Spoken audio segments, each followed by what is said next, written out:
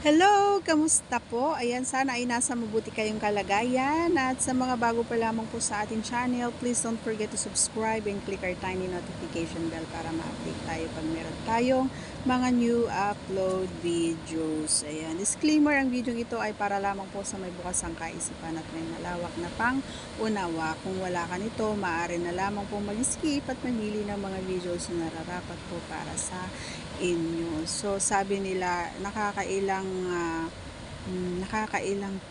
ba daw ang kaya ko. So yan ang tanong ng ating mga friends, ayan, dito sa YouTube. Okay, so sasagutin natin mga idol ng walang keme.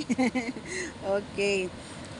Para sa i-vlog ko na to actually, no, pero meron pa rin nagpi-PM, ayan, sa mga nagtatanong.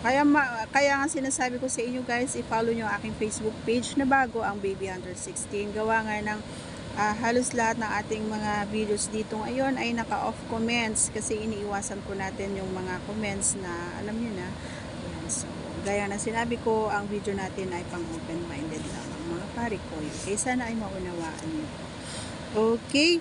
So sabi niya idol, nakakailang putok na ba ang kaya mo? Sabi niya para sasagutin ko ng diretsahan idol, no? Depende sa mood ko. Ayan, depende. Kasi minsan may time na sobrang libi OG ko, sobrang alam mo 'yon, sobrang hindi ko maano yung gigil ko, kumbaga hindi ko maintindihan kung ano yung nararamdaman ko sa katawan ko. Minsan talagang ako pa talaga yung nag-aaya sa kapareha ko na mag ano kami na mag can kami, ayan. So ako yung aaya minsan. So pag ganon, kapag ako yung nag-aya, kahit 5 kaya natin yan. 5 sa isang ano yan mga idol, no? Sa ang tawag dito, yung hindi ka pa nakakapagpalabas tapos ako ay nakakailan na. So nagaganap sa akin yun mga pare ko ya, sa totoo lang, sa totoong buhay to yan, nagaganap sa akin yun, 5 yun, nakaka ano ako ng 5, depende nga sa mood ko. Pero kapag halimbawa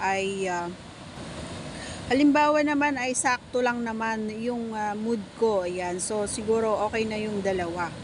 O depende rin. Ayan, lagi may depende ako mga idol sa akin. Sa akin lang to depende rin kung paano yung performance mo, kumbaga, 'di ba? Lagi kong sinasabi sa inyo na depende sa performance, kahit maliit pa 'yan o malaki or mataba or mahaba, depende 'yan sa performance mga pare ko. Kung magaling ka, lalong-lalo na sa mga alam mo na talaga at basang-basa mo talaga kung saang parte ng katawan yung kanyang KILITI, ay talaga naman na kahit gaano pa ito kawala sa mood ang babae, kapag ginagalingan mo yung performance mo, ay makakatatlo, hindi lang 2 yan pare ko. Ganon ang sisti sa akin. So halimbawa naman ay wala ako sa mood, siguro ay 1. Depende rin sa performance mo. Minsan kasi kahit natapos na ang kapareha ko, ay hindi pa rin ako tapos. Minsan gumaganap kami ng hindi ako natatapos. So minsan ang ginagawa ko kapag ganun, no choice talagang hinahayaan ko na lang na siya yung matapos kaysa magpagod ako ng magpagod, magtrabaho ko ng magtrabaho sa ibabaw niya kung hindi naman talaga kaya ng puso't isipan ko na makaraos, di ba? So hindi ko pinipilit yung sarili ko na makapagpalabas kapag wala talaga ako sa mood mga idol.